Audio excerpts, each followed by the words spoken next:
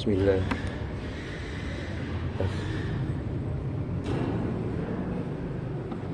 Bismillahirrahmanirrahim. Assalamualaikum warahmatullahi wabarakatuh. Waalaikumsalam warahmatullahi wabarakatuh. Alhamdulillahi rabbil alamin. Wa bihi nasta'in ala umuri dunya waddin. Wassalatu wassalamu ala asyrafil anbiya'i wal mursalin sayyidina Muhammadin wa ala alihi wa sahbihi ajma'in. Amma ba'd. Hadratul muhtamirin ingkang kula hormati para alim, para ulama, para asatidz, para hadirin dan hadirat jamaah Masjid Nurul Huda rahimakumullah. Alhamdulillahirabbil alamin. Injing menika kula lan panjenengan masih diberi kesempatan oleh Allah untuk menambah amal-amal ibadah kita untuk melaksanakan perintah Allah. Inggih menika kula lan panjenengan alhamdulillah sangat melampaui jamaah salat subuh di masjid menika. Dan hari ini kita memasuki hari yang ke-28 di bulan Ramadan.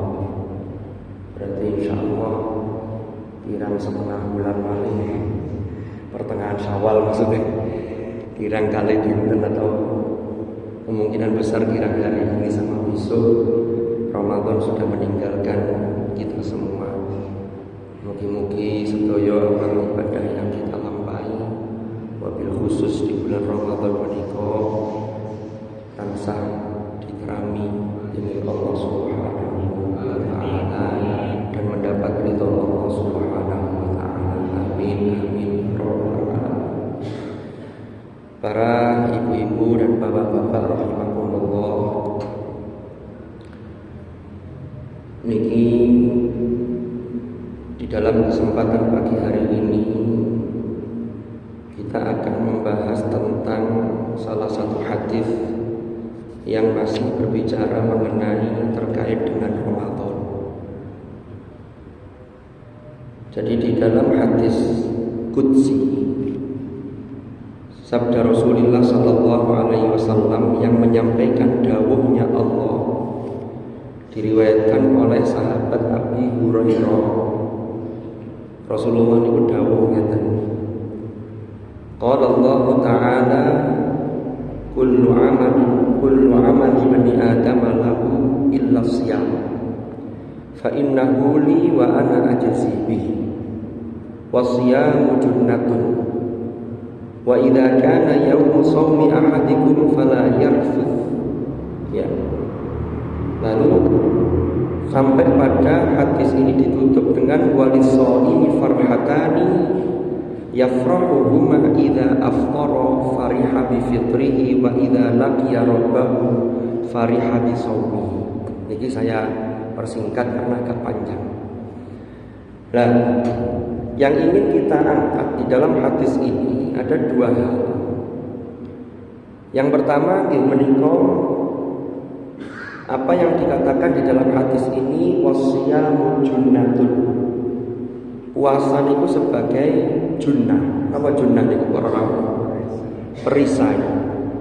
Perisai itu tameng. Perisai itu biasanya kalau untuk perang zaman dulu, ketika perang itu berupa perang fisik. Dan sekarang masih ada di beberapa tempat untuk perang fisik itu. Kalau dulu zaman perang dulu itu kan senjatanya panah, pedang itu gandengannya perisai. Termasuk perisai itu untuk menangkal serangan musuh.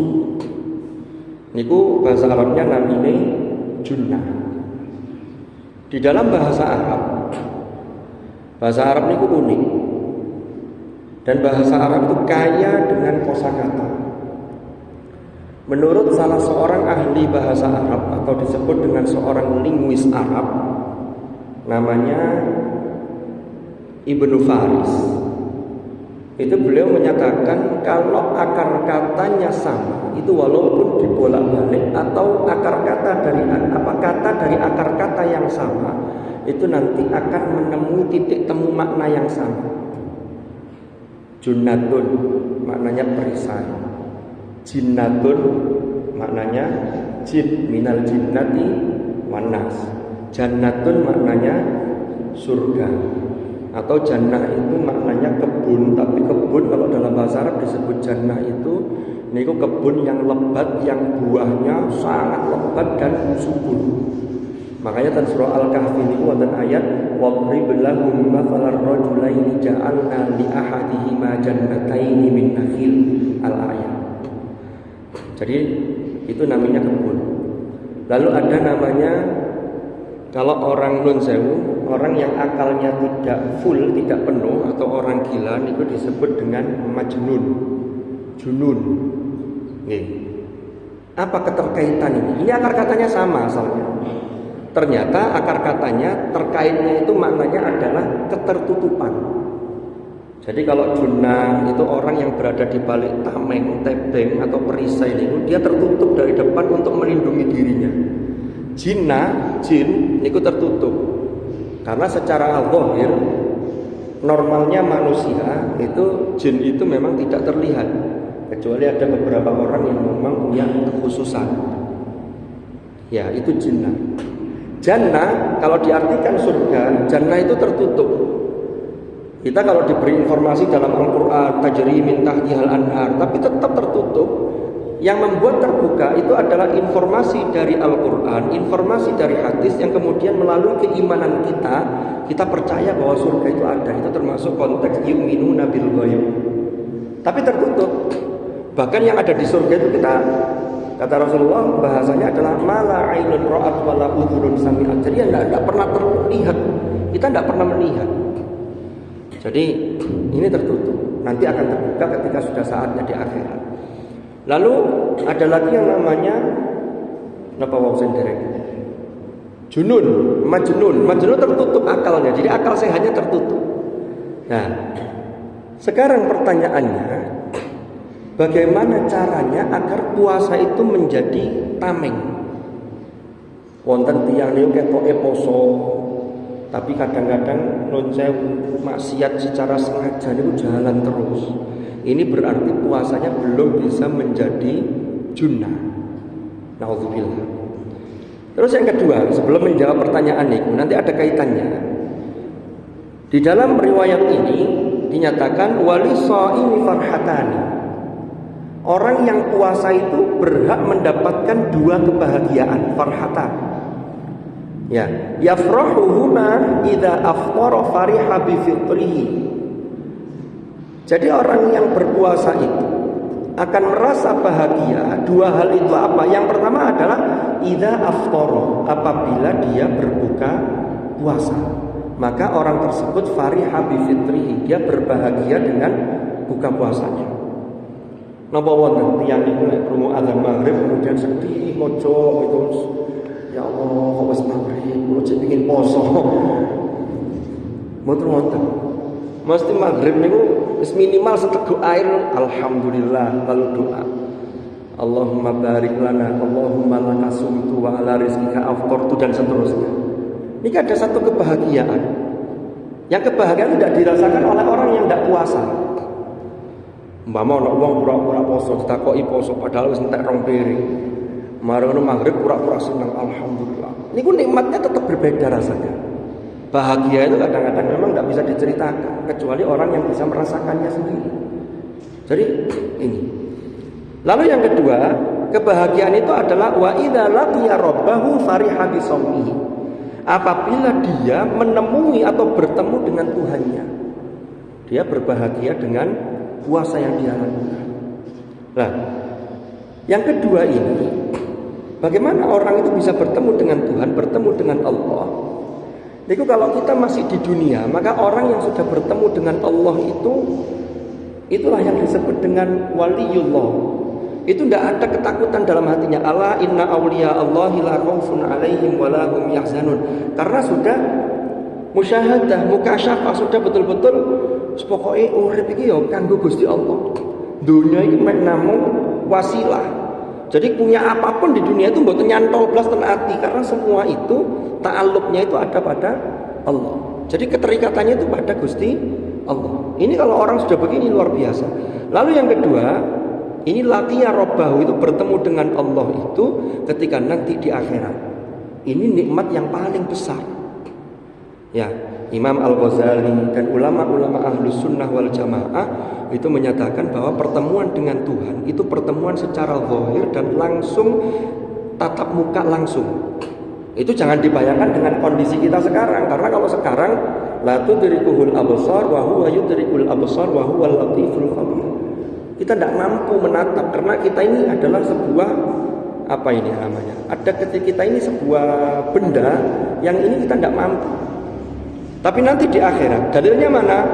Wujuhu yawma idzin nadhira ila rabbiha nadhira. Ya, dalam surah Al-Qiyamah ini.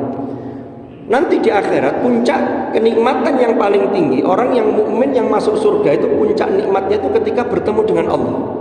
Tidak ada lagi yang melebihi itu nikmat, yang lebih puncak lagi tidak ada. Tadi itu wujuhu yauma idzin nadhira. Jadi wajah mereka berseri-seri ila rabbiha nadhira. Niki pun kelintu niki. Yang pertama pakai bot, yang kedua pakai dha. Niki kalau kuali maknanya bisa berubah. Jadi kepada Tuhannya mereka melihat wujuhu yauma idzin nadhira ila rabbiha nadhira. Nah ini. Nah sekarang untuk mencapai dua hal ini, apa yang harus kita lakukan? Nah ini pertanyaannya. Pertama, bagaimana menjadikan puasa itu sebagai junnah? Lalu yang kedua, bagaimana kebahagiaan itu bisa kita peroleh? Nah, dari yang kedua inilah kita bisa mengambil satu pelajaran. Kan di dalam riwayat ini dikatakan ada dua kebahagiaan. Kebahagiaan pertama ketika berbuka puasa. Bahkan berbuka puasa itu disunnahkan untuk menyegerakan.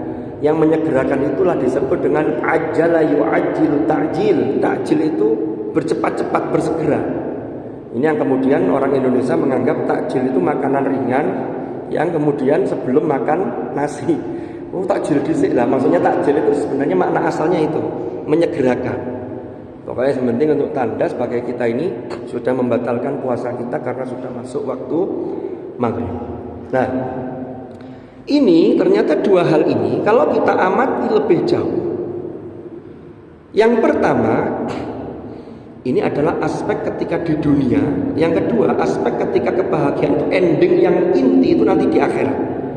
Tetapi tetap orang yang mengasah keimanannya dengan ibadah yang dia lakukan, dia akan mendapatkan yang kedua ini. Panjenengan kalau mirsani di akhir surah Al-Kahfi yang kita baca setiap hari Jumat itu, Allah berfirman, A'udzu billahi minasyaitonir rajim. Qul innama ana basyarun mithlukum yuha ilayya annama ilahukum ilahun wahid faman kana yarju liqa'a rabbih falya'mal 'amalan salihan wa la yusyrik bi'ibadati rabbih ahada. Faman kana yarju liqa'a rabbih, barang siapa yang berharap pertemuan dengan Tuhannya, maka ada dua hal yang harus kita lakukan. Falyamal amalan shalihah, maka hendaklah melakukan amal-amal shalih. Nah, amal shalih yang levelnya yang tertinggi itu adalah ibadah-ibadah mahdhah yang diwajibkan oleh Allah kepada kita. Salat, puasa, zakat, haji kan itu. Itu yang masuk dalam runtutan rukun Islam. Lalu yang kedua, wala yusyrik bi ibadati rabbih ahad. Jangan sampai kita ini owah dari keimanan kita. Jadi jangan sampai menyekutukan Allah. Nah ini ku dilampahi dengan serius, maka insya Allah akan sampai pada liqa'a rabbi. Nah ini yang kita harapkan. Makanya kalau tidak salah seorang sufi namanya Abu Bakar Asy-Syibli itu menyatakan begini. Barang siapa yang sudah merasakan kenikmatan bersama Allah, maka dia akan merasakan bagaimana susahnya dan sengsaranya jauh dari Allah. Niki sufi begitu. Tapi kita jangan lalu mengatakan, lah itu lah sufi, gini kan sufi sing durung lah. Tapi harus ada proses untuk menuju ke sana. Karena manusia kalau tidak ada proses ini, tidak ada perbaikan, tidak ada kita menjadi semakin bertakwa, semakin menjadi orang baik. Namun kita ini tidak tahu sampai kapan kita diberi kesempatan berada di pentas dunia ini. Karena di sini ini mazra'atul akhirah. Dunia itu singkat, tetapi ini menentukan posisi kita di akhirat. Ini menentukan sekali. Nah, lalu kalau kita lihat lagi, ini adalah sebuah jangka pendek ketika idza aftara, berbuka itu. Lalu yang satunya itu visi jangka panjang. Lalu kalau kita lihat lagi dua hal ini ternyata perpaduan antara aspek zahir dengan aspek batin. Jenengan buka itu kan aspek zahir. Asalnya tidak makan, tidak minum seharian, kemudian pemasukan minum, makan. Ini berarti aspek zahir, fisik kita, tubuh kita ini. Kalau pertemuan dengan Tuhan yang kenikmatannya dirasakan dengan hati, ini aspek batin. Berarti pesannya, dalam ibadah yang disyariatkan oleh Allah, itu ada dua hal yang tidak boleh kita tinggalkan salah satunya. Harus dua-duanya. Sholat, itu ada perintah, ada syariatnya, ada tata caranya. Di dalam kitab fikih sudah dijelaskan. Mulai dari syarat sahnya, termasuk menutup aurat, lalu rukunnya seperti apa. Ini harus dipenuhi. Ini aspek zahir. Aspek zahir kalau kita laksanakan, kita sudah gugur kewajiban secara fikih. Tetapi ini akan maknanya kurang atau akan kropos kalau tidak kita maknai secara batin. Makanya kalau kita lihat di kitab-kitab fikih niku, termasuk fikih Syafi'i, itu tumakninah itu termasuk salah satu bagian dari rukun. Kenapa? Karena ini ternyata hikmahnya ini untuk mensupport wilayah batin. Jadi tiang ucap sholat itu ono tenangi, kemudian isok betul-betul angan-angan sakmanani, di situ ada kekhusyuan. Yang diingat adalah Gusti Allah dari apa yang dia baca dalam bacaan sholat itu. Lalu kemudian aspek batinnya apa? Sholat itu aspek batinnya termasuk dampak dari sholat yang dilakukan seseorang. Utlu ma uhiya ilaika minal kitabi wa aqimis shalah innas sholata tanha 'anil fahsya wal munkar. Wonten tiyang sing ketoke salat tapi kok semua dijalani yang fahsya dan munkar niku naudzubillah. Ini berarti pasti aspek batinnya ndak kena. Mek koyo etok ngeten-ngeten. Nah, ini harus dikaitkan. Jadi ada aspek zahir, ada aspek batin. Orang yang melalaikan aspek batin dari sholat, termasuk dampak dari sholat, itu yang dikecam dalam Al-Quran. Fawailul lil musallin alladzina hum an sholatihim sahun. Loh, dia lalai terhadap sholatnya. Apa pesannya? Orang yang sholat maka dia tidak mendustakan agama. Dia akan baik secara sosial. Makanya dalam simbol-simbol itu sholat itu ditutup dengan salam. Salam oleh kanan tuh mengucapkan salam, kiri juga salam. Salam itu nopo? Menebar keselamatan, menebar keharmonisan, bukan menebar permusuhan. Ini pemaknaan batin. Lah puasa ngoten. Jadi puasa itu zahirnya itu ketika kita meninggalkan yang membatalkan. Boten makan, boten minum, tidak berhubungan suami istri. Sah sudah. Tetapi makna batinnya apa? Inilah yang disupport dalam hadis-hadis Rasulullah. Rasulullah menyatakan, ya, man lam yada' qaula zur wal 'amala bihi falaysa lillahi hajatun fi an yada'a ta'amahu wa syarabahu. Barang siapa yang tidak meninggalkan perkataan buruk dan juga perbuatan yang buruk yang bertentangan dengan aturan Tuhan, aturan Allah, maka walaupun dia puasa, Allah tidak butuh walaupun dia meninggalkan makan dan minum. Ini aspek batin. Ini kalau dalam bahasanya Imam Al-Ghazali itu nanti ada puasanya orang umum, orang khusus, dan orang khususnya orang khusus. Ini yang semua anggota tubuhnya puasa, tapi dalam batinnya juga puasa, disertai dengan amal-amal solih yang lain disupport. Ini sudah yang luar biasa. Kalau puasanya orang yang secara umum, yang biasa, yang orang awam, orang yang gak mau menambah ilmu, tidak mau memahami aspek batin, pokoknya gak makan, gak minum, selesai. Tidak berhubungan, tadi selesai sudah. Tapi tidak ada tambahan amal-amal yang lain. Nah, untuk memfungsikan as-saumu sebagai asyamu, sebagai junnah, sekaligus dua hal dari isyarat kebahagiaan tadi itu, maka harus memadukan dua aspek ini. Caranya terus pundi?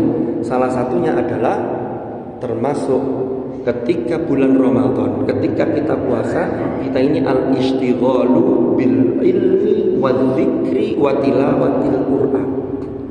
Kita ini menyibukkan diri dengan ilmu, derek majelis-majelis ilmu. Kemudian setelah kita mendengarkan hal yang baik, tidak hanya didengarkan kemudian dikomentari, wala wis tahu iki sampai noiko podo. Tidak hanya begitu, tetapi alladzina yastami'unal qaul, yang paling penting niku fayattabi'una ahsana. Setelah mendengarkan dawuh-dawuh dari para asatid, para kiai-kiai yang ada, kemudian kita fayattabi'una ahsana, mengikuti yang terbaik.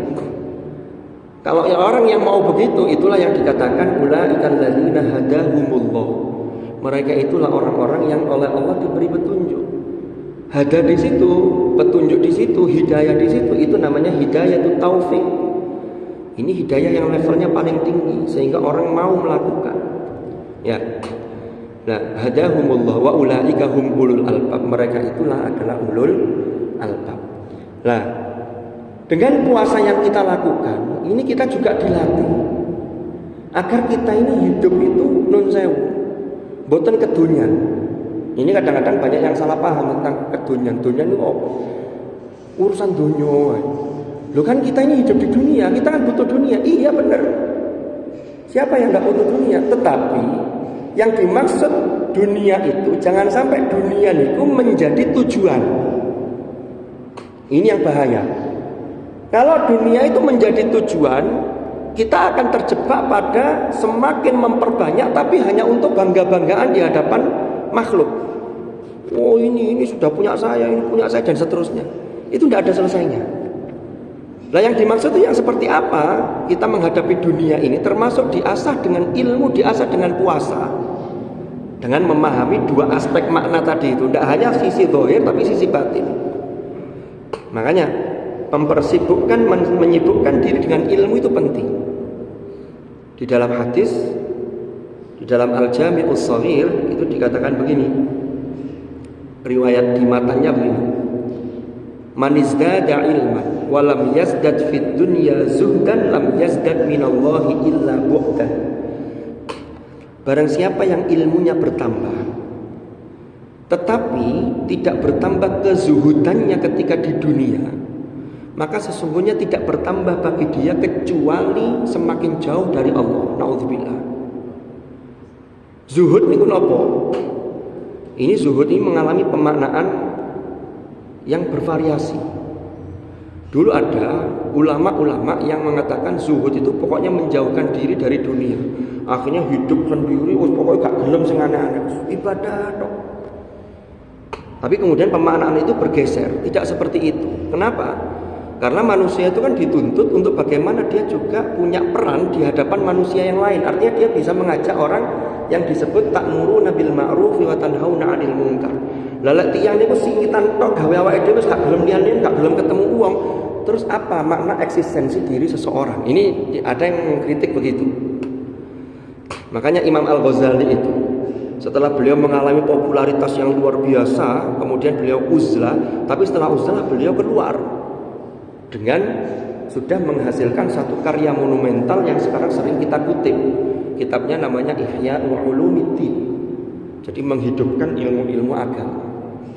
Tapi kemudian beliau kembali ke masyarakat. Jadi tidak selamanya uzlah gara-gara bikin zuhud dari dunia. Maka di pemanaan yang sekarang yang diikuti oleh para ulama-ulama termasuk tokoh-tokoh sufi, zuhud itu yang penting adalah dunia itu bukan menjadi tujuan, tapi dunia itu wasilah untuk menggapai akhirat. Karena kalau tanpa dunia, ya gimana kita akan menggapai akhirat? Makanya doa kita adalah Allahumma aslih lana dinana alladzi huwa ismatu amrina. Kita minta agar agama kita, keimanan kita itu diperbaiki. Aslih ya Allah, perbagus ya Allah, perbaiki ya Allah. Karena inilah yang bisa menjaga urusan kita. Ya, orang ini kalau keimanannya baik ini bisa menjadi rem, sehingga tidak menghalalkan segala cara. Lalu yang kedua, Allahumma aslih lana dinana alladhi huwa ismatu amrina wa aslih lana dunyana allati fiha ma'ashuna. Kita minta agar dunia kita diperbagus oleh Allah, diperbaiki. Kenapa? Karena kita hidup di dalamnya.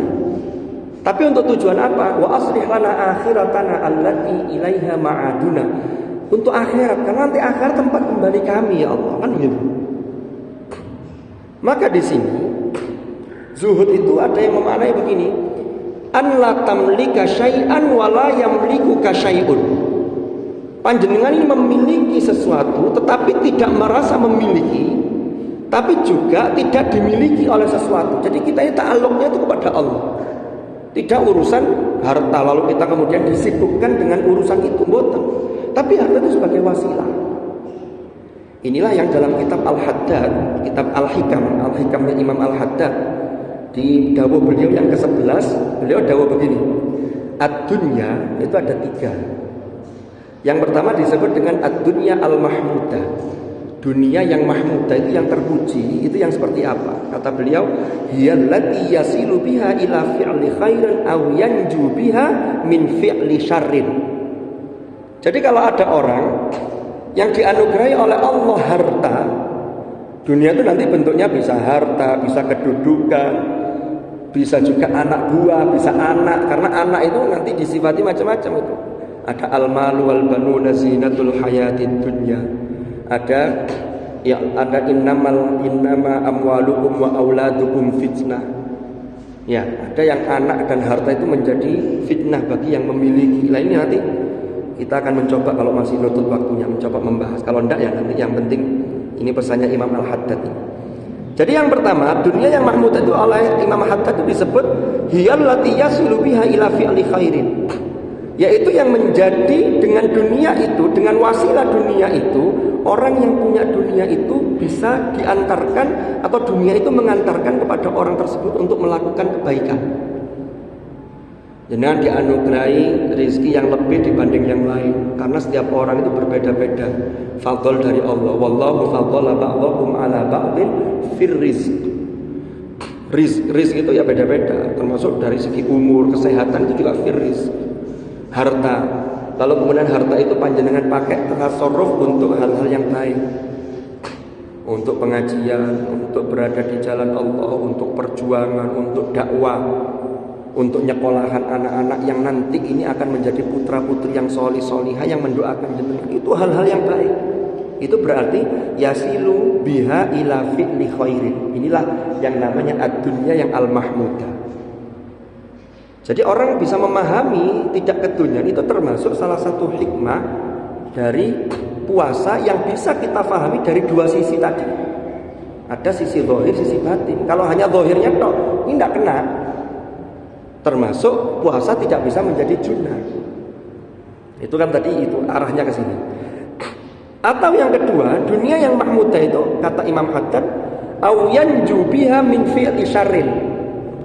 Atau dunia itu bisa menyelamatkan seseorang dari melakukan keburukan, kejahatan.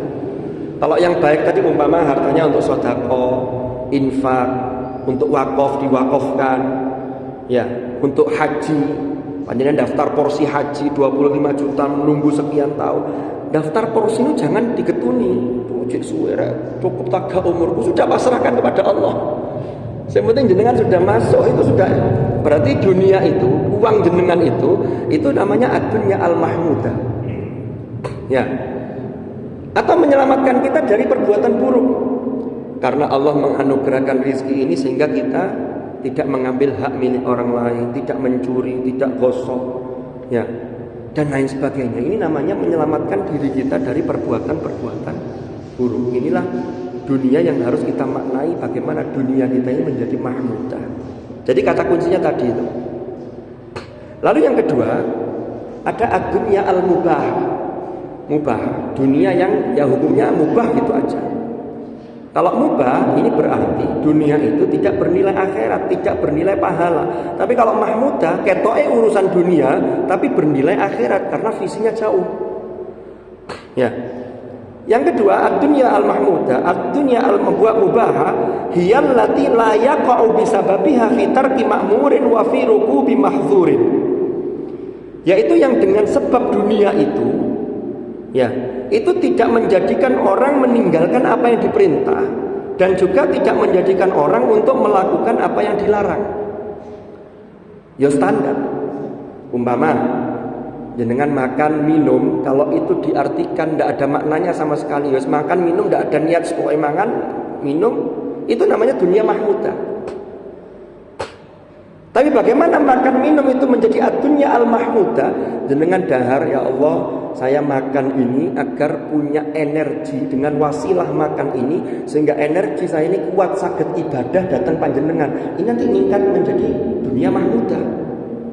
Tapi kalau jenengan tidak niat apa-apa, standar makan. Makanya dalam Islam itu setiap makan mesti diawali dengan doa.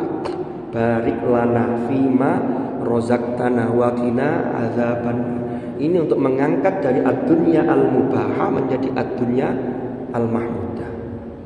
Jadi ini yang kedua, yang biasa. Nah yang terakhir ini yang dicela, ini yang jangan sampai.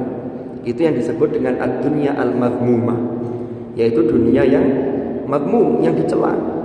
Ala lisanil kitab wa sunnah, ini menurut Al-Quran dan hadis dan sunnah. Itu adalah hiyallati yaqa'u bisababiha fi tarki ta'atin aw fi'li wa'siyatin. Nauzubillah. Dunia yang dengan dunia itu, sebab dunia yang dia miliki, maka dia jatuh pada meninggalkan ketaatan. Orang uangnya banyak, tapi untuk membiayai judi online, ini justru tidak hanya meninggalkan taat, tapi justru malah fi'li maksiat. Kalau fi'li maksiat itu pasti meninggalkan ketaatan. Kalau tarki ta'ah kadang-kadang belum tentu fi'li maksiat. Dia Anda tidak melakukan, tapi ini dua sisi mata uang yang saling terkait. Ada orang kerja ngomoyo, wayai sholat diremehkan. Allah wis gampang wis bayangin kok. Ada orang kerja tapi wayai poso kemudian dia meremehkan. Gak kuat aku lek ngene iki poso. Ini naudzubillah. Ini namanya ad-dunya yang al-madhmumah, jangan sampai. Jadi sing digoleki itu bernemen-nemen, tapi justru inilah nanti yang didapatkan ternyata ad-dunya yang al-madhmumah. Terakhir sebelum kita akhiri, niki coba kita lihat bagaimana Al-Qur'an memberi perumpamaan terhadap dunia. Niki bisa panjenengan baca di dalam surah, banyak sebenarnya di ayat-ayat dalam Al-Qur'an. Tapi yang kita angkat dalam majelis ini paling tidak satu ayat yang ada di dalam surah Al-Kahf ayat 45. Dan Al-Kahfi ayat 45 ini Allah dawuh, a'udzubillahi minasyaitonirrajim, wadrib lahum mathalal hayatid dunya kama in anzalnahu minas sama' fakhtalata bihi nabatul ardi fa asbaha hashiman tadhruhu ar-riyah wa kana Allahu ala kulli syai'in muqtadir. Dan Al-Quran niku para rawuh, Allah seringkali memberi perumpamaan dan mengutus Rasulullah. Kalau wadrib itu berarti merintah kepada Rasulullah untuk memberi perumpamaan kepada manusia, kepada umat. Tapi kalau daraballahu mathala berarti Allah yang memberi perumpamaan. Napa kok kata-kata memberi perumpamaan itu menggunakan daraba? Daraba niku makna dasarnya adalah memukul. Daraba Zaidun Amron, Zaid memukul Amar. Itu kalau kita belajar nahwu itu biasanya muncul contoh itu. Ternyata perumpamaan yang didahului dengan wadrib, dan surat Yasin wonten sering kita baca, wadrib lahum mathalan ashabal qaryah. Ini wadrib lahum mathalal hayatid dunya. Napa pesannya? Pesannya itu adalah perumpamaan yang diberikan itu diharapkan mampu memukul hati seseorang sehingga perumpamaan itu masuk ke dalam hati dan orang mau mengambil ibrah. Tapi kalau tidak terjadi karena hati kita tidak merasa terpukul, bukan salah Qur'annya, tapi ada sesuatu dalam hati kita. Ini masalahnya di sini. Karena peringatan itu pasti akan manfaat bagi orang mukmin. Adz-Dzariyat 55, wa dzakir fa inna dzikra tanfa'ul mu'minin. Berilah peringatan, karena peringatan itu sesungguhnya akan bermanfaat bagi orang yang beriman, orang yang imannya bagus. Ya. Lalu kemudian dunia itu diumpamakan seperti apa? Niki di dalam tafsir Ibnu Katsir, masalah hayatid dunia itu ditafsirkan fi zawaliha wa fanaiha wa inqidaiha. Jadi yang diperumpamakan dunia itu dalam hal apa? Dalam hal tidak kekalnya, dalam hal hilangnya. Dunia itu akan hilang. Dunia itu tidak kekal. Kalau dalam kitab Haddad tadi, di nasihat yang lain Imam Haddad ada menasihati begini. Dunia itu pilihannya cuma dua. Engkau yang meninggalkan atau engkau yang ditinggalkan. Ya, engkau akan ditinggalkan dunia atau paling tidak pasti engkau akan meninggalkan dunia. Yang meninggal, yang wafat tidak ada yang membawa dunia. Mesti sih kau nggak amali. Punya harta sebanyak apapun tidak ada yang kemudian dibawa. Tidak ada. Kita pulang ya sudah pulang seperti ketika berangkat dulu. Nah, makanya kemarin di pertemuan yang lalu kan sudah kita ibaratkan gegem kali tangan jeber itu kan harus ada berbagi, tapi dengan mengumpulkan terlebih dahulu. Lah, dunia itu seperti kama in anzalnahu minas sama'i fakhtalata bihi nabatul ardh. Jadi perumpamaannya itu di bumi ini yang asalnya gersang itu ada tanaman, lalu kemudian ini diguyur air hujan dari langit, yang kemudian tumbuh-tumbuhan ini subur. Tapi ternyata tumbuh-tumbuhan yang kita lihat dengan subur itu ternyata nanti akan menjadi kering dan diterbangkan oleh angin. Jadi dunia katanya uang delok apik yo subur ngene-ngene. Tapi nanti akan selesai. Mboten usah tepe-tepe lah. Kita itu seringkali kalau kebahagiaan kita cantolkan pada urusan dunia itu tidak lama. Orang yang tidak punya mobil, punyanya sepeda motor, itu kalau hanya untuk gaya-gayaan, gengsi-gengsian, itu dalam hatinya begini, oh aku lek duwe mobil sing ngono, wis pokoke mobil lah, saya pasti akan bahagia. Nanti begitu jenengan punya mobil yang diharapkan, yang diimpikan, itu beberapa saat saja. Setelah itu rasanya biasa.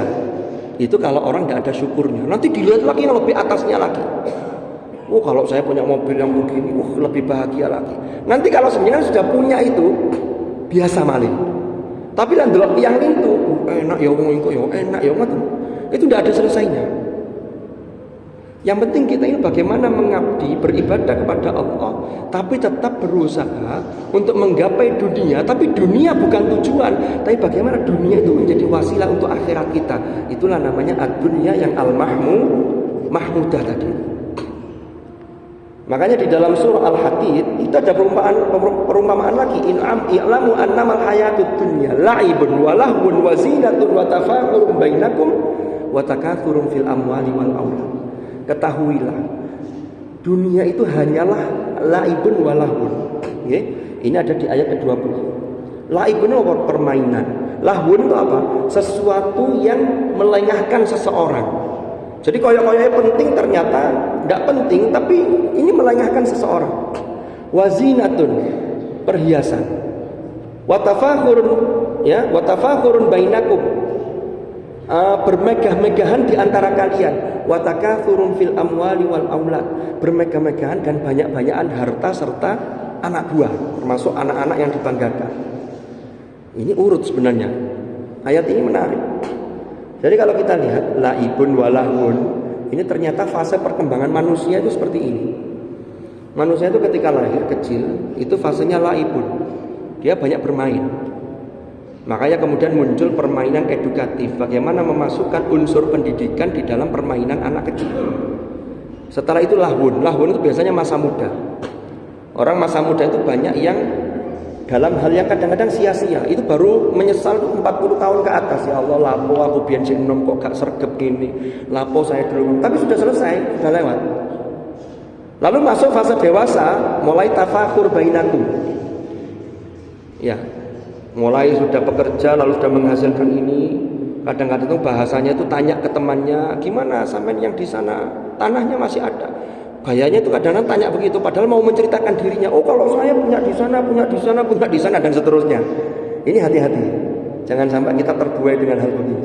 Takatsur fil amwal, ake-akean dan bangga-banggaan harta tadi itu, dan anak buah.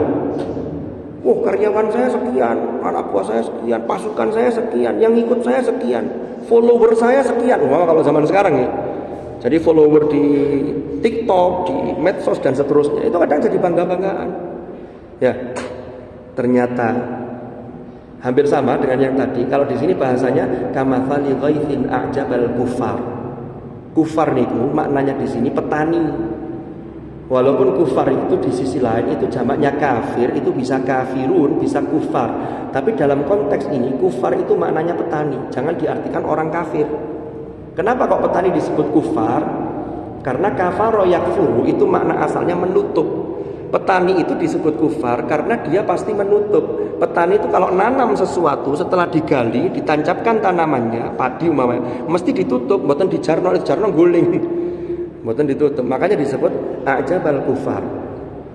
Jadi dunia itu diibaratkan seperti ada hujan dari langit yang turun kemudian menyuburkan tanamannya. Yang tanaman itu menjadikan takjub bagi para petani. Orang yang nanam tadi takjub, oh alhamdulillah sudah mulai tinggi, sudah mulai bagus. Tapi apa yang terjadi? Tsumma yahiju fatarahu musfarra. Kemudian tidak lama dia akan yahij, ya. Yahij kemudian musfarra. Musfarra itu menguning. Jadi mengering kemudian menguning, kemudian hancur. Ini fasenya begitu. Ini fase dunia. Makanya kita jangan sampai terkecoh dengan dunia. Itulah yang dalam bahasanya disebut wa mal hayatud dunya illa mata'ul ghurur. Mata'ul ghurur itu adalah perhiasan yang koyok-koyok iyo-iyo tapi menipu. Makanya kita jadikan dunia itu sebagai wasilah untuk akhirat kita. Caranya bagaimana? Kita memahami dan memaknai setiap ibadah yang diwajibkan oleh Allah kepada kita. Jangan hanya berhenti di aspek zahirnya, tapi yang paling penting aspek batinnya ini yang harus kita maknai, kita fahami, dan kemudian kita implementasikan dalam kehidupan kita sehari-hari. Mugi-mugi kula lan panjenengan sedaya selamat sedaya di dalam menjalani kehidupan di dunia ini. Karena dunia ini penuh dengan ranjau. Itulah yang dalam bahasa Umar Ibnul Khattab ketika beliau ditanya, wahai Umar, bagaimana makna takwa? Kata beliau, apa takwa itu? Kemudian beliau berjalan secara hati-hati. Lalu beliau menjelaskan, takwa itu adalah saya berjalan di sebuah jalan yang penuh duri, tapi saya tidak tahu durinya ada di mana, sehingga saya harus berhati-hati. Itulah kehidupan di dunia. Maka mudah-mudahan Allah senantiasa membimbing langkah kita sehingga dari awal sampai nanti akhir kita kembali kepada Allah, kita selamat fid dunia, dan ini menjadikan keselamatan kita nanti di akhirat. Dan inilah doa kita, Rabbana atina fid dunya hasanah wa fil akhirati hasanah wa qina adzabannar. Kurang lebihnya mohon maaf, menika ingkang saged kula aturaken. Mohon maaf atas segala khilaf. Sekali lagi mudah-mudahan manfaat dan barokah, mudah-mudahan kita atas ilmu ingkang manfaat, barokah fid dunya wal akhirah. Ala hadhihi niyyah as-salihah. Al-Fatihah.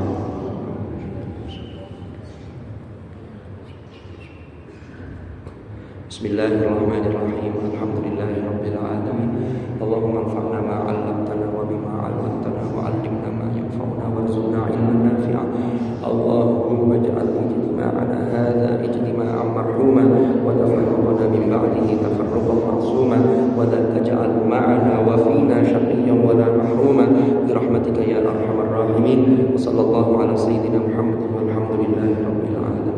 Al-Fatihah.